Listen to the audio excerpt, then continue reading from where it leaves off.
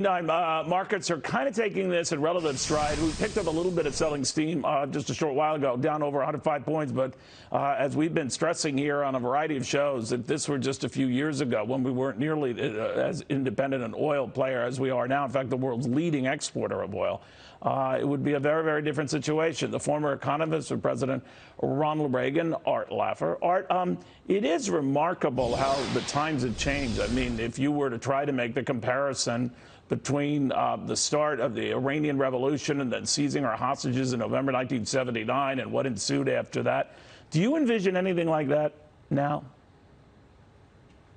Well, not right now at all. I mean, what's happening, of course, we have a very strong economy with a very good set of policies put into place, which is swamping all other sorts of events. It swamps impeachment. It swamps the Iranian problem here. And I have a feeling it'll continue to swamp those types of events until we start getting very close to the election.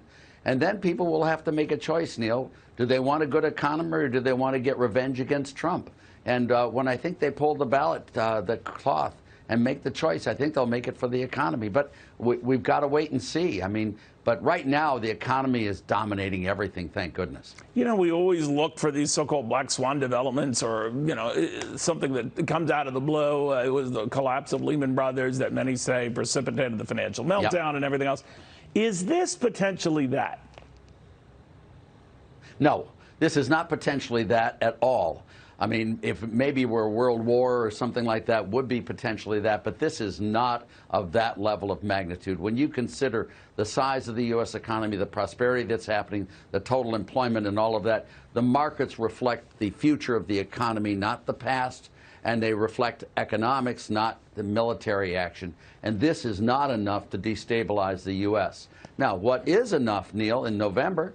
The election could be enough to destabilize the economy dramatically, much the same way as it did in November of 2016, November of 2008, when the election swung to Obama. That was a huge destabilization brought about by a change in the election prospects and economics. But I don't see that happening now at all until we get close to the election. And if Elizabeth Warren's going to be the nominee, and if she's going to win, I think that will affect the markets dramatically.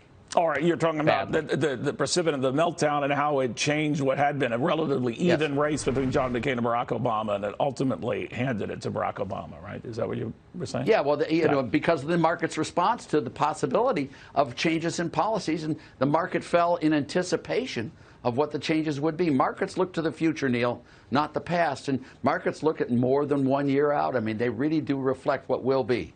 All right, we'll see what happens. Art Laffer, thank you very much. Good catching up with you. Neil, thank you very much.